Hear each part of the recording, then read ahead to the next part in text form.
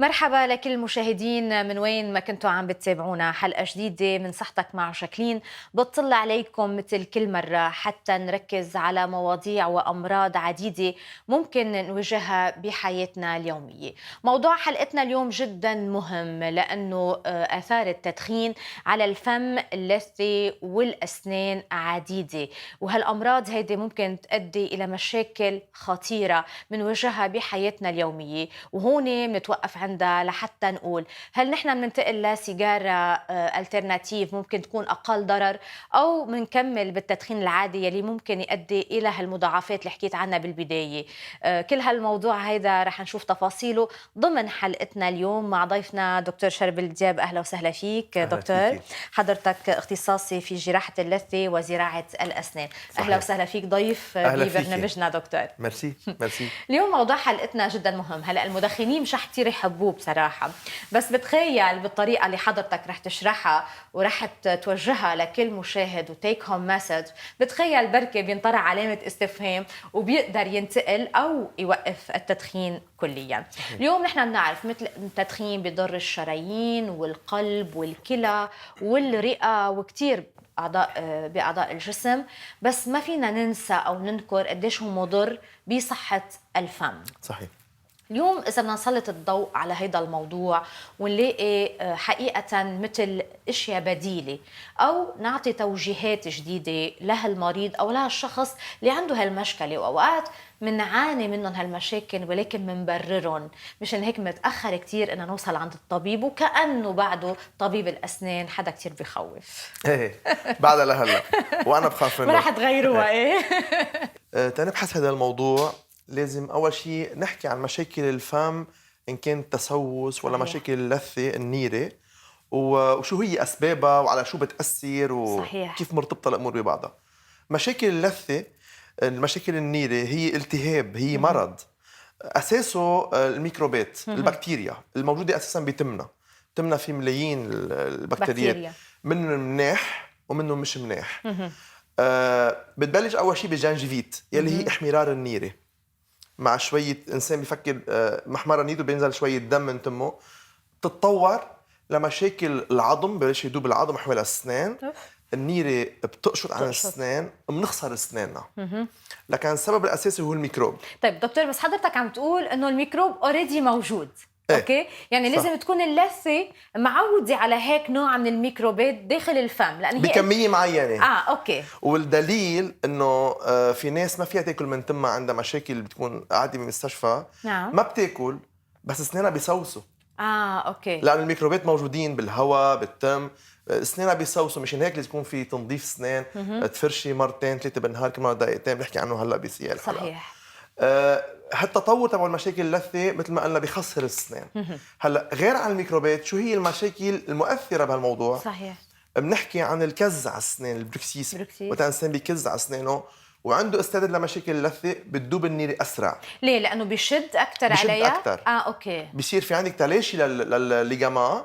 بتدوب النيرة أكثر من وراء الضغط. من وراء الضغط. أوكي. من وراء الضغط كمية هائلة أيام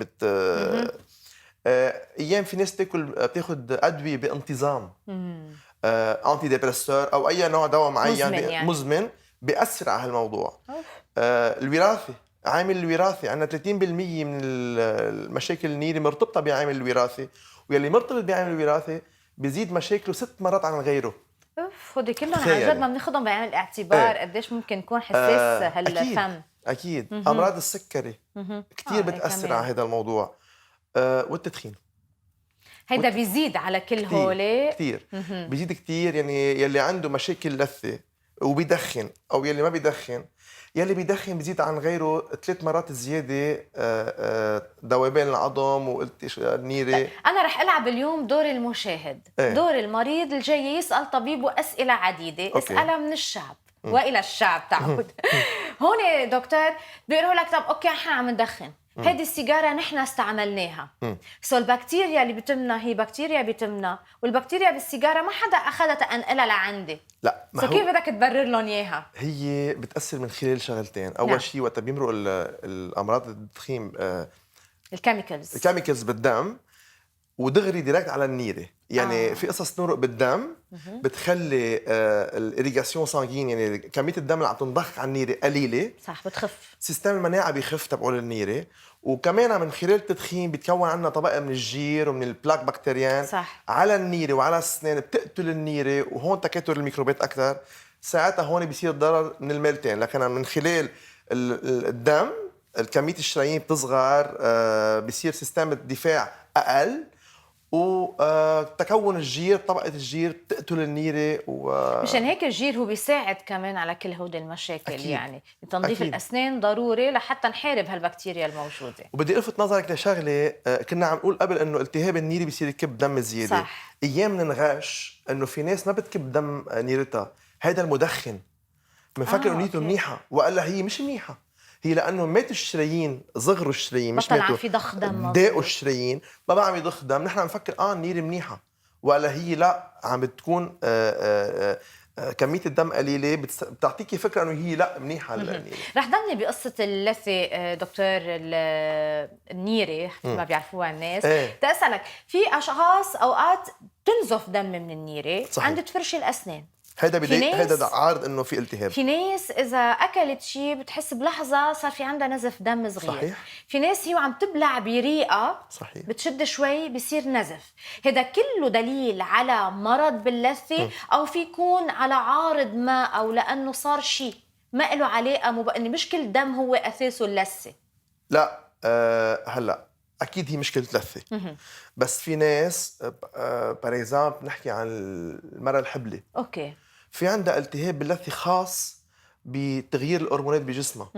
مش انه مرض، يمكن تكون هي مرقه على فتره معينه وترجع بتروح.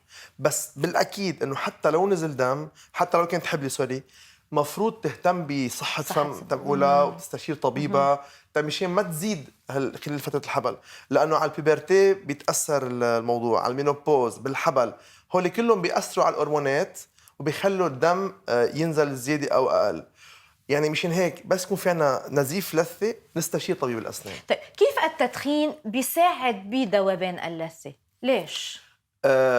من خلال الكيميكالز الموجودين بالسيجاره، مش من خلال لانه بطل في تدفق بس بالدم كمان مثل ما قلنا الاثنيناتهم. يعني اوكي، مش وحده منهم ممكن أكيد تاثر. اكيد. طب وهل هو على المدى البعيد، او انه انا ممكن يكون مدخنه من سنتين وبلش شوف هالاثار الجانبيه تبع التدخين على اللثه تبعي؟ لكن هي مرتبطه بسيستم المناعه تبع الجسم. في ناس مش شايفين فرشه اسنان، صح، بدخنوا، صح، ايه، وعندهم مشاكل اقل من غيرهم. في ناس بدخنوا اقل وبيفرشوا اسنانهم بكميه مقبوله بوقت معين مقبول، وعنده مشاكل اكثر من غيره. مشان هيك مرتبطه كمان بسيستم المناعه.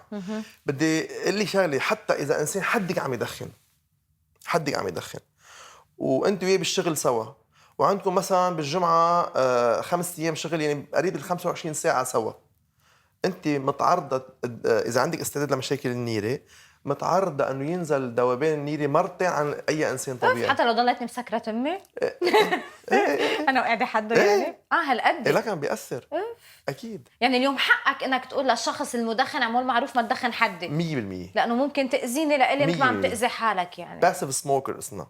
صحيح، يعني مرتين زياده عن غيرك اذا عم تتعرضي ل 25 26 ساعه بالنهار. طيب اوقات دكتور المدخن في اكتشفوا من لون الشوارب تبعه، وصبيعه، في اكتشف من وراء صبيعه، صح، في اكتشف من وراء لون الاسنان او لون النيره. 100% النيره بتصير على اسود والاسنان على اصفر من خلال القطران التار اللي بيطلع من الدخان والنيكوتين، لانه بينحرق على درجه عاليه، على 800 درجه. 800 درجه. اوكي. هذا المشكل بالدخان. انا بنصح اكيد انه يبتعدوا نهائيا، لانه ما في تتخيلي عندي بالكلينيك او من خلال دراسات قد ايه بيأثر الدخان على مرض الاسنان وقد ايه بيخليها تتطور وتسرع، تصير اسرع. هلا في ناس تقول لك طيب اوكي بقبع اسناني وبحط امبلان، صح، يلي هو كمان اختصاصي. بتشوفي من خلال المشاكل انه اوعى يفكروا انه اللي بيقبع اسنانه بركب امبلان انه هذا خلص ارتاح ابدا. يلي بيدخن ويلي ما بيدخن عنده 5% ريسك انه يخسر الامبلان. صح. يلي بيدخن بيطلع لفوق ال 10 15%، يعني عم نزيد كمان مرتين ثلاثه زياده عن غيرنا انه نخسر الامبلان من خلال الدخان.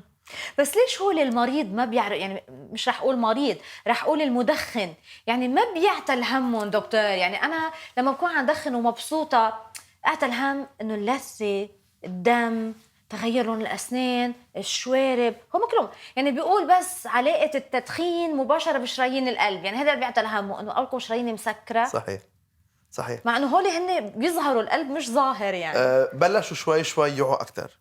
بلشوا شوي شوي يوعوا اكثر من حملات التوعيه، من الحكمه، بلشوا يوعوا اكثر عن هذا الموضوع، وهن عم يشوفوا زياده صار اكثر من غيرهم.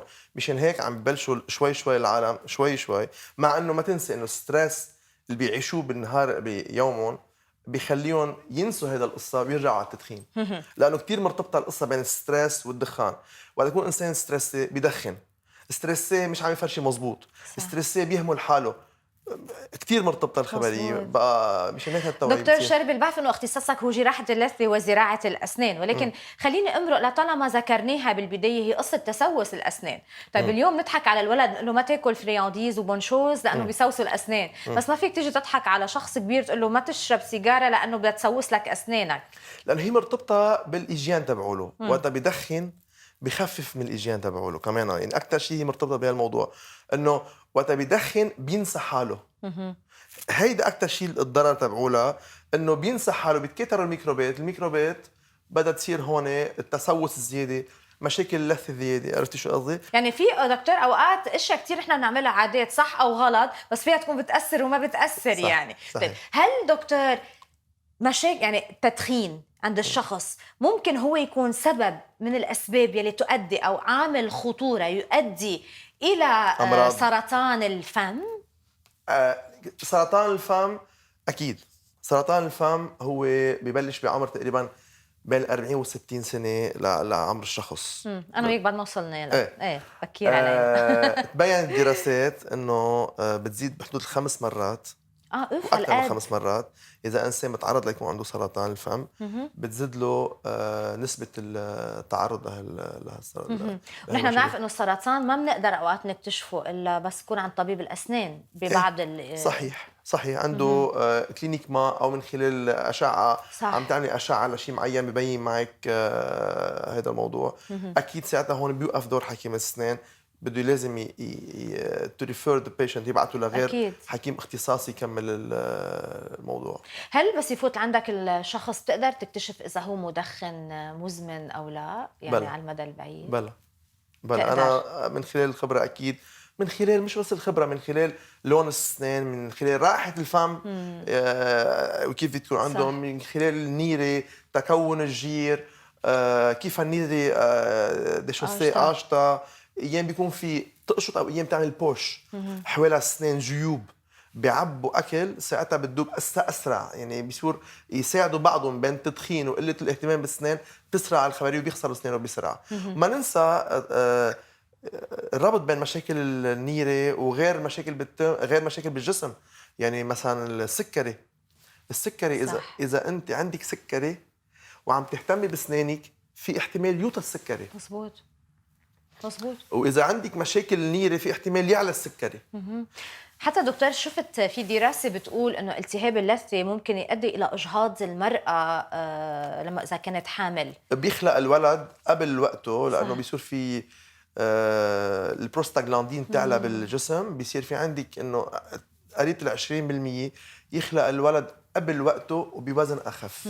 مشان هيك قد ايه لازم عن جد نكون حريصين على الاهتمام أكيد. بفمنا. يعني لو بعد كلمه طبيب الاسنان والخربر هودي اللي حيستعملوا يعني بعضهم بيعتلوا همهم كتار من الناس، ولكن نحن عم نحكي عن موضوع عن جد كتير جدي. صحيح. وصرنا يمكن اليوم بوقت لازم كلنا نصرخ صرخه لمستقبل خالي من التدخين. قد ما التدخين عم بيؤدي الى مشاكل عن جد خطيره ومميته، مش انه عم نحكي هلا يمكن موضوعنا عم نمزح فيه تنمرقه بطريقه سهله سهله للناس، ولكن اذا بدنا نحكي لا لا لا جديه أكيد. قديش ممكن هالسيجاره تاثر على التهاب اللثه، وممكن تؤدي الى مشاكل والتهابات بالجسم كله، يعني صحيح. مش بس باللثه. صحيح. التهابات بالرواية، التهابات بالقلب، لأن نفس الميكروبات يلي بتضرب التم هي نفس اللي بتضرب صمام القلب. التهاب قلنا بالسكري. صح.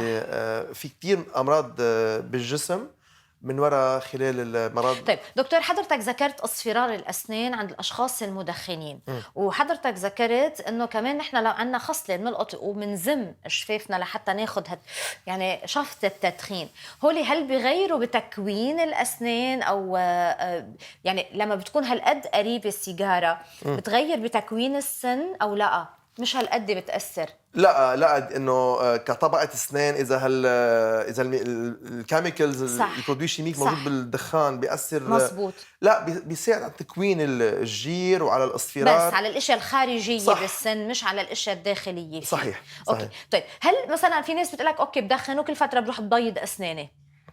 ما بنصح، اكيد لا. ليش؟ لانه اول شيء كمان التبييض اذا عم نحكي باستمرار، نعم. كمان هو مواد كيميائيه عم نحطها على اسناننا. يعني كمان دائما نبيض اسناننا ودائما ندخن، لا. فيهم يستعملوا طريقه اذا بدهم هن، يا يخفوا دخان، يلي هي مثل ما قلنا انه بتنحرق على حراره 800 درجه، يلي هي بتطلع 6000 برودوي شيميك. صح. 6000 برودوي شيميك، من ضمنهم قصص كثير كانسيريجين. صح. فيهم يخفوا او فيهم ينتقلوا على قصص تانية. هلا بتقول لك ارجيله، بقول لك لا، لانه الارجيله كمان بينت من خلال دراسات حسب WHO انه ساعه ارجيله بين 100 و 300 سيجاره ككميه دخان. او ماي جاد. اوكي. وبتفرق كيف عم تشرب الارجيله. اذا عم تبلع اكيد مش عم اذا عم تبلع. تشرقيها مزبوط ولا لا. نفس أوكي؟ غميق يعني. السيجار والبايب بايب. كمان بيقول لك انا مش عم ببلع سيجار، كمان عنده مشاكل. يعني بس نحكي عن التدخين دكتور الشربل، بنكون عم نحكي عن كل هالباكج تبع التدخين، مش عم بحكي عن السيجاره بس. أكيد. يعني ولما بحكي عن تدخين بحكي اذا بتدخن سيجاره او بتدخن 10، هون حسب قديش بتدخن بتزيد النسبه، يعني قديش بتدخني وكيف بتدخني السيجاره. ايه صح. يعني في ناس بتشرب السيجاره على رواق، في ناس بتمجها مزبوط، في ناس بتخليها بتمها كل الوقت لتخلص. يعني عندي انا مرضى مثلا بيشربوا 10 علب دخان بالنهار. 10 علب؟ ما عاد استقبلهم، لانه دخت انا وياهم بالتعاطي انه لازم يتخفف، بده يزرع، بده يقبع كل سنه يحط يا اخي ما بيزبط. نو واي يزبط. انه ايفن حتى لو حط الامبلان، عمل امبلان، حيرجع يتاثروا الاسنان مثل ما سبق أكيد. وذكرت، يعني رح يرجع قال لي فرشي 3 مرات بالنهار، قلت له ان شاء الله تفرشي 20 مره، مش حجرب انك حتوقف، مش ما بيقدر ابدا. بنخسر العلاج. طيب خليني قبل ما ارجع انتقل، خليني ارجع احكي عن الاشياء الالترناتيف يلي اليوم نحن بحاجه ضروريه نوجه الناس لها. برجع بذكر انا ضد التدخين، وحضرتك اكيد ضد التدخين، والناس كلها يلي عن جد بتعرف قديش بيأذي هي معنا وبيزيد الفكره. بس دائما بقول طالما في شيء بديل ممكن يكون اقل ضرر، ليش ما بخليه الناس تستعمله لحين انها ترجع هي تاخذ قرار بتوقف عن التدخين. صحيح. قبل ما احكي عن هودي كلهم، حكينا عن شغله كتير مهمه، هي عن اللثة. يلي اللثة هي صحة الفم ككل. أنا بقوله إذا كان هي فيها مشكل يعني رح يؤدي. مزبوط. اليوم لما بحكي عن اللون الزهري واللون الأحمر واللون الأزرق بالنيرة، لما نحكي عن زهري بكون عن صحة اللثة وما فيها بس ما نغش إذا كانت زهرية. نعم. عند إنسان مدخن. لأنه إذا كانت زهرية عند إنسان مدخن، يعني هذا كمان دليل إنه هي عم تموت النيرة. صح. وكمان إذا قلنا إذا ما في نزف، مش يعني إنه هو هيدا هي. ترجع بسطها أكتر. هون لما بحكي عن اللثة بحكي إذا بدي أعطي علاج، العلاج هو بيكون بتوقيف التدخين إذا كان المشكلة الأساسي هو التدخين أورنو. أكيد يا ريت إذا فينا نوقف دخان، أكيد. إذا فينا نفرشي أسناننا 3 مرات بالنهار، أوكي، وكل مرة دقيقتين، عظيم. إذا فينا لازم، مش إذا فينا لازم نعمل هيك، لازم 3 مرات بالنهار، يعني الصبح ظهر وعشية بعد كل وجبة. صحيح. هو إذا بدنا ناكل كل النهار. لازم نستعمل الخيط. كمان هيك كنت بدي أحكيك أصلا عن الخيط، لأنه نحن الفرشية بتفرشي من برا. صح. بدنا نفوت نحن بالجوانب يلي هونيكي ببلش المشاكل. إذا إنسان مثل ما قلنا بكز على أسنانه، لازم يحط غوتيير بالليل يحميهم. في ناس بتقول لك أوكي أنا بدي أعمل كمان فينيرز لأسناني وأحميهم. أبدا مش عم نحميهم، لأنه حتى الفينيرز في احتمال يكون هن كمان سبب لمشاكل النيل إذا مش معمولين مزبوط. يعني عم نزيد شيء على شيء. هول القصص. هلا بالنسبه للدخان حتى كمان انا بقول ملبس اسنانه كل هول أكيد زيركونيا وكل هول كل لازم كمان ينظف اسنانه، يعني 100% لانه اذا تركهم هيك ابدا ايه ابدا صح. ابدا ضروري. مشان هيك بنشوفهم بينزفوا اكثر دم لانه صح، بحاجه لتنظيف لانه هون اكثر. كمان لازم ينتبهوا كيف ينعمل الزيركونيا وكيف ينعمل الفينيرز. مزبوط. ما يكون طاحش على النيره، ما يكون كبير اكبر من حجمه، صحيح. ما يكون مضايق النيره، لانه هي بحد ذاتها معقول تكون سبب لمشاكل النيره. يعني دكتور كأنك عم تقول لي انه كل انسان لازم يشوف طبيب اسنان صح تشيك اب، صح بس المدخن لازم يشوفه اكثر وينتبه اكثر. صح صح. بس بدك يقتنع على المدخن، لانه المشكله انه كل المدخنين بتلاقي عندهم مشاكل بالاسنان وبيكون نوشالان اكثر، يعني صح. ما بيهتم بحاله. مزبوط. هذا المشكل. مشكلة دكتور عن جد بنواجهها، وما بعرف ليش هيك ما بنتوقف عندها، عن جد غريب. وتلاقي المدخن مش فرقانة معه، يعني مثل ما عم تقول نوشلا ما بيتأثر، هو لانه سبب إلا ما يوصل للمصيبة يمكن تينتبه. صحيح.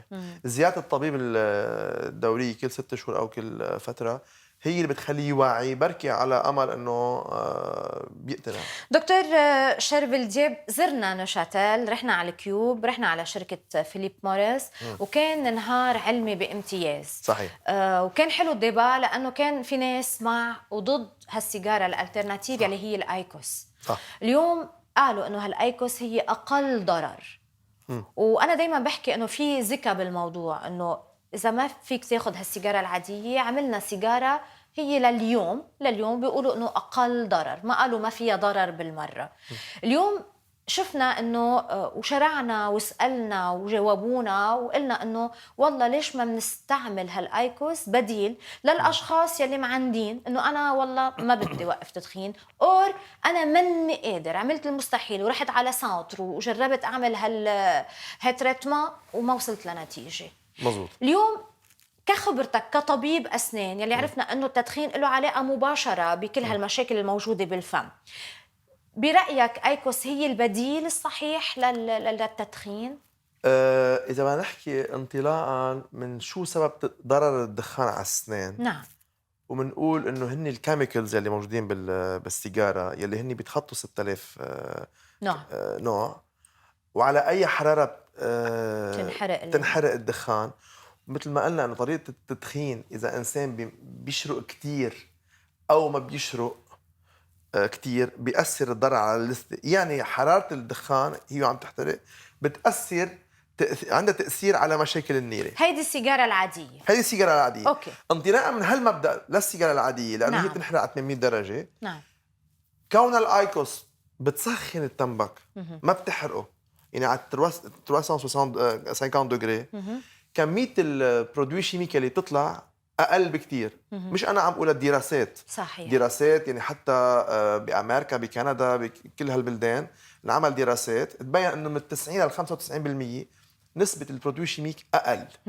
لأنها أقل ولأنه الحرارة أقل تلقائيا بده يكون ضرر أقل.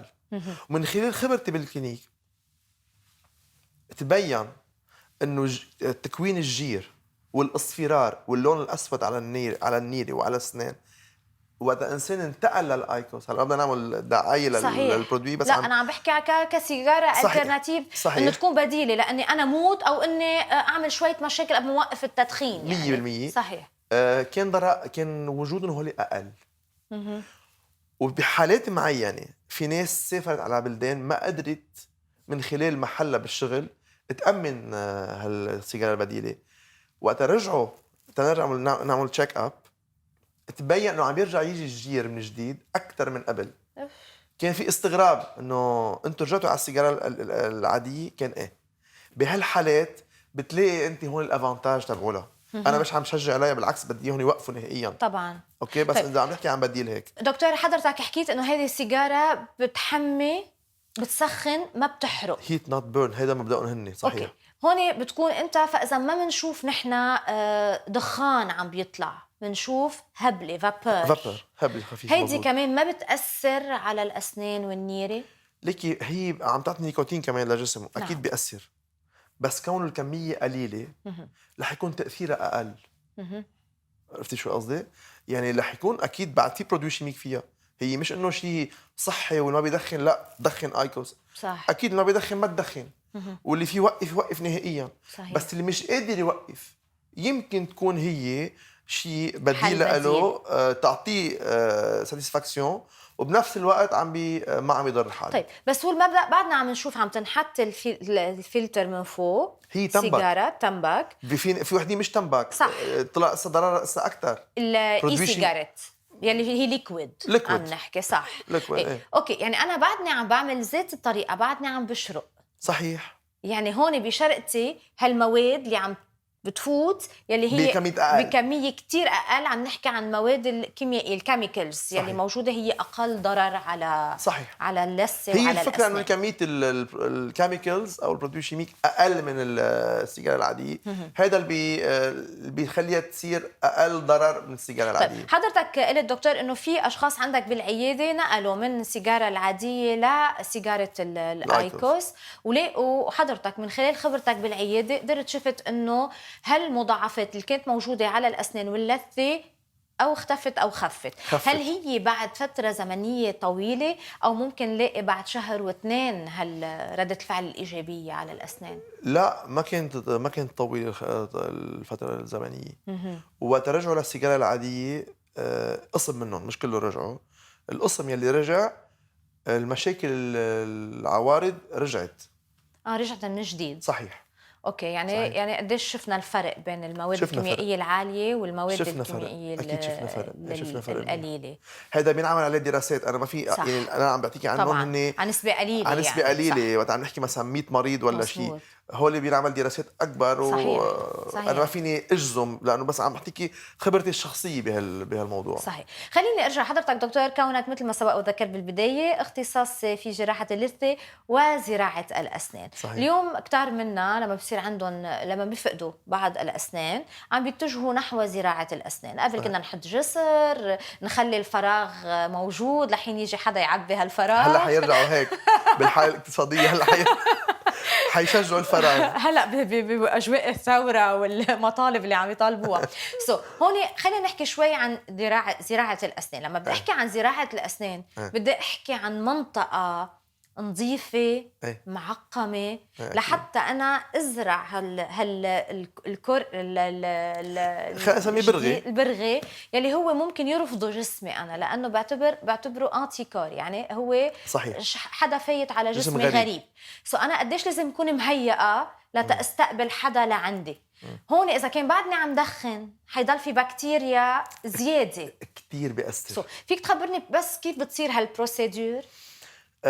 كتير بتأثر. أول شيء تمنا الفم مستحيل نحن نخليه يصير منطقة نظيفة خالية من البكتيريا. وبحاجة للبكتيريا. نحن بحاجة للبكتيريا للهضم. مزبوط. بس البكتيريا المضرة اللي نحن ما بدنا إياها مستحيل نقدر نوصل انه مش موجود بكتيريا بالتم. مش قادرين ابدا ولا أبداً. شو ما عملنا لو كل نهار بنمخمض مش لازم حتى بيتاثر سيستم المناعه كترتها كل شيء بالمعنى زاد نقص. ايه بقى بدنا نبلش من طبيعه الاكل.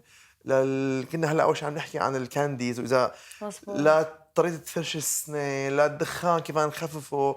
كل هاي المود دو في هي مود دو في. في فعليا مود دو في.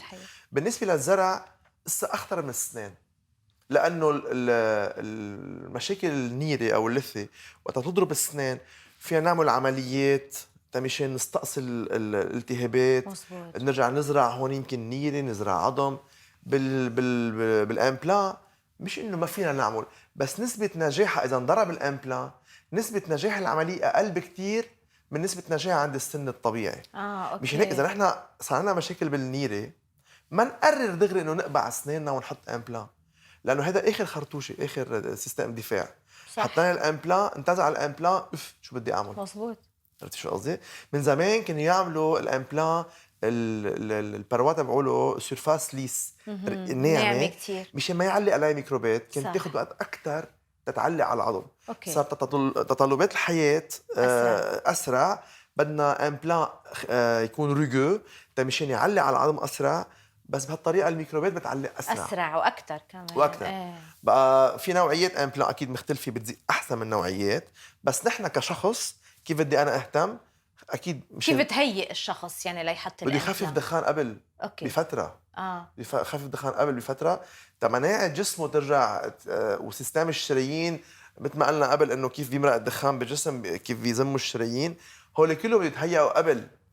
مش اوكي. انه بعمل انا الامبلان بفتره الامبلان ابو اول جمعه بهتم بالدخان بعدين أنا برجع بفتح لها، لا مش مزبوط، بيخسرها وعم نشوف. ولما بحط الامبلان لما كمان بتمنعه على التدخين لفتره؟ اكيد، ولانه الدخان بياثر بشرايين الدم حتى على المدى البعيد، مثل ما قلنا الابور سانغان صح. بخف، ممنوع.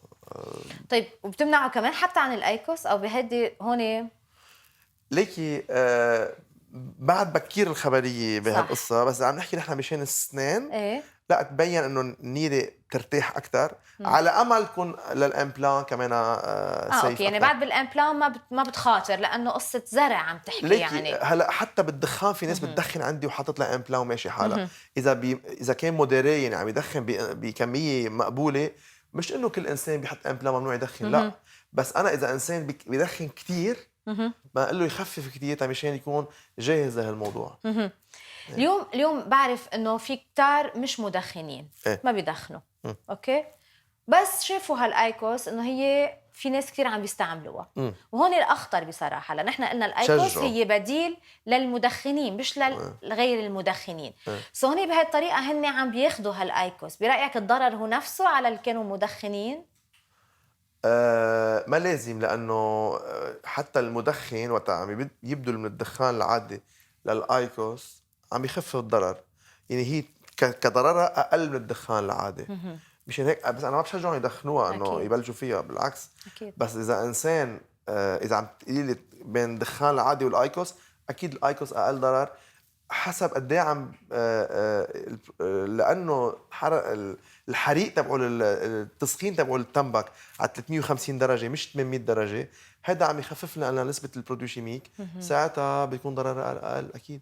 طبعا ما هو مش انسى انه بعده النيكوتين فيها موجود، النسبه لبل شوي يمكن اعلى لانه هن عندهم هالادمان وبحاجه للنيكوتين. يعني الجسم بيطلب النيكوتين، ما هن الموضوع انه الجسم بيطلب طب النيكوتين. برايك بسهوله لما كنت عم مثلا يجوا مثلا هن المرضى لعندك وهن يخبروك عن الايكوس او ياخذوا رايك فيها، برايك هون كان بسهوله هن يقدروا ينقلوا هالقد سريعا عليها؟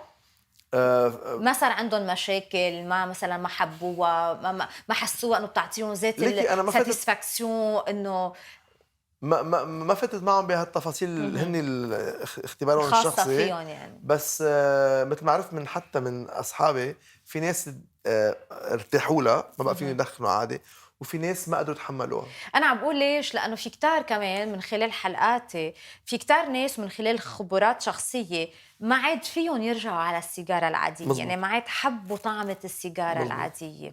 هيك حدا انه في ناس قالوا لي، بس انا ما فتت معهم بهالتفاصيل الديتيلز. انا كان يلي بيهمني وانا دائما كل باسيان بشوف له بكتب له على اكيد الفايل تبعه قد ايه بيدخن وكيف يدخن. كنت عم لاحظ انه استغربت في محلات كيف تحسنت النيره عنده. هن صاروا يقولوا نحن نقلنا من الدخان على غير شيء، كانت الايكوس ولاحظت الفرق. طيب حضرتك بالبدايه دكتور قلت انه التهاب اللثه يلي هو بسبب التدخين، يعني من الاسباب يلي بتؤدي الى التهاب اللثه هو التدخين. ممكن على المدى البعيد يصير في يتساقطوا الاسنان، يعني نخسر اسناننا. اليوم قديش حقيقه نحن اذا بحكي على شخص عادي غير مدخن واذا عن جد كان مهمل لاسنانه، هل بتكون النتيجه سريعه مثل اي شخص بدخن اذا مهتم بالاسنان؟ يعني قصدك اذا انسان انت بتدخن وانا ما بدخن، اوكي، انت عندك مشكله باللثه وانا عندي مشكله باللثه، قد ايه الفرق بيني وبينك؟ بيصير اكثر من 3 مرات. اوف، هالقد عاليه. اكثر من 3 مرات. ايه لك عن جد هي كثير خطره، وقد ايه بتاثر على مشاكل الصحه العامه. حرام ما ينتبهوا لها. حتى في ناس بنلاقي شعراتهم لونهم قدام تغير شوي، بالربون اصفر، الشفاف صاروا زرق، ما عندهم لون. هول اذا بدك انه شيء خارجي، استاتيك، منظر. صح. شو حق اذا هيدا الاصفرار شفتيه على شواربه؟ شو رايك بريته مثلا؟ مزبوط. يعني حتى التهاب الاسنان ممكن يسقط على غشاء القلب، على المفصل، على الفالف. مزبوط، على الصمام. على الصمام اللي هو مفصل مثل المفصل الجسم. الصمام هيك. صح. اللي ما بيدخن، يلي بيدخن وروايين اكلينا تيرجعوا يصيروا طبيعيين بدهم 9 سنين توقف عن الدخان تصير نظيف نظيف نظيف نظيف. تخيلي قد ايه اثرها. طيب انا مدخن وبسبب التدخين صار عندي التهاب لثه، وقررت اليوم اجي عند دكتور شرب الدياب وقول له دكتور انا قررت معك حق، بدي اوقف التدخين، ما بدي استبدل باي شيء، ما بدي ارجع للسيجاره ولا بدي يكون عندي اراده هالصلبه وقويه وقف التدخين قليل بس روعه. توعدني ان لثتي ترجع جديده ونضره بدون ما اعمل اي شيء؟ يلي راح اوكي يعني اعتبرنا انه 30% من اللثه ديبت راحت. هلا في ايام نحن من خلال زراعه اللثه في محلات معينه بنرجع بنعوض. اوكي من خلال زراعه العظم نقدر نرجع نعوض. اوكي بس لحدود معينه. اوكي بس فينا نوقف هون.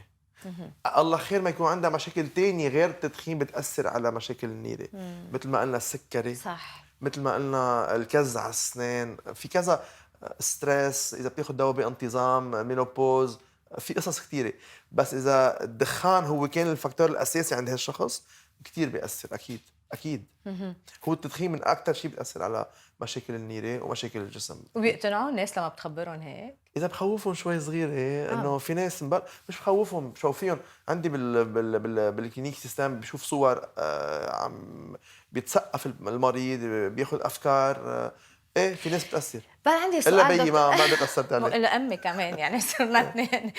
دكتور بس عندي سؤال قبل ما تقول لي تيك هوم مسج والنصيحه الاخيره اللي بتعطيها للمشاهدين. هي قصه الخراجات يلي بنشوفها اوقات، هي سبب من اسباب التدخين على اللثه والاسنان او هي شيء ما له علاقه ابدا؟ اوكي بقى نفصل هون نوعين خراجات. اوكي 3 اذا بدك. في نوع ما خصه بالسنان اوكي نهائيا بس متواجد بالتم. يلي خصهم بالسنان في خراجات مرتبطه بعلاج عصب مش مكتمل. اوكي من خلال هالموضوع بيصير في عنا تكوين لخراج على راس الراسين. وفي خراج ببلش من اللثه من النيره من خلال ذوبان النيره او بتخلق الجيوب، بتصير تتلاشى الليجاما عن السن وبتبعد، بصير في عنا جيوب بفوت فيها رواسب اكل، هيدي بتعمل خراجات بالنيره. لكن في عنا خراج من خلال قتل العصب هو بيتسبب هالموضوع، وخراج تاني من خلال اللثه. التدخين هو كمان بيكون من اكثر اسبابها. صحيح. شو تيك هوم مسج بتعطيها للمشاهدين اليوم؟ دخنوا كثير تمشوا لنا شغلنا. حرام عن جد. يلي قبل الدخان قبل كل شيء يهتموا بسنانهم. صح. زيارة الطبيب، يفرشوا 2 ل3 مرات بالنهار مثل ما ذكرناها قبل، كل مرة دقيقتين. ليه بدي دقيقتين؟ لأنه في ناس وبتسأليهم دقيقتين بيقول لك أنا بيقولوا طيب عيرها على الساعة، ما بيقدر يتحملها، بيكون مفرشة شي 30 ثانية. صح. أول شيء ما يحط مي على الفرشية، لأنه بس يحط مي على الفرشية الموس تبع الدانتيفريس بتصير تكتر بتمك بطريقة كتير سريعة. أحلى حلو هذا الشعور. بتتحملي الدقيقتين. لا انا بحس اكثر بالعكس، بتحس انه عم بتنظف اكثر، بتحس انه احساس. بس هي رح تتكون الموس. بس بدل ما يصير تمك كثير مليان. تعلمت منك شغله اليوم انا مثلا. وتصير انه مش وركزي على الوقت. الوقت تمام. اوكي 3 مرات بالنهار قلنا لك، مرتين قبل الاكل. انا اوقات بنفرش مش عم ناكل. هلا الصبح بفضل ياكلوا قبل ما يفرشوا اسنانهم. اوكي. لانه بس نفرش اسناننا نحن عم نروح الميكروبات اللي نحن بدنا اياهم للجهاز الهضمي. الميكروبات الجيده يعني. اوكي بناكل وبنرجع بنفرش اسناننا. اوكي ما ننسى نستعمل الفيل دانتير بين الاسنان، الخيط يلي حاطط امبلان كل تم وفي فراش اسنان خصوصي بتقطع تحت السنان تحت الجسوره. وحتى اللي يكون كمان عنده مشاكل بالنيره يلي قاشطه شوي نيرته كمان هذا بتفوت بين الاسنان. اوكي الدخان عن جد ما يدخنوا. اذا بدهم يدخنوا فيهم ينتقلوا للبديل اللي هو اقل ضرر على اسنانهم وبس. دكتور بس عندي سؤال قبل ما انهي. هو قصه كثير ناس بتتنظف بالخيط ولكن دايما بتخاف لانه بنشوف بالتنظيف الخيط بينزل اوقات دم. هي شغلتين، يا انه عندها التهاب بالنيره وعم ينزل دم وهيدا اليرت انه تروح عند حكيم الاسنان، او فينا ناخذ انتيبيوتيك بدون ما نروح عند حكيم الاسنان. لا اوعى. اوكي. او بتكون عم تاذي حالها بالطريقه اللي عم بتنظف فيها، لانه مثل ما قلنا المشاكل اللي بتاثر على النيره نسينا نذكرها انه الكز كمان ايام طريقه الشد صح. بالفرشه، اذا بنستعمل فرشيه قاسيه هارد مزبوط. دور ما بيسوي على النيره، بتاذيها كمان. وبالخيط اذا عم نفوت الخيط ونأذيه كمان، هون عم نأذي نحن الاتشمان تبع الليجاما حوالي السنان.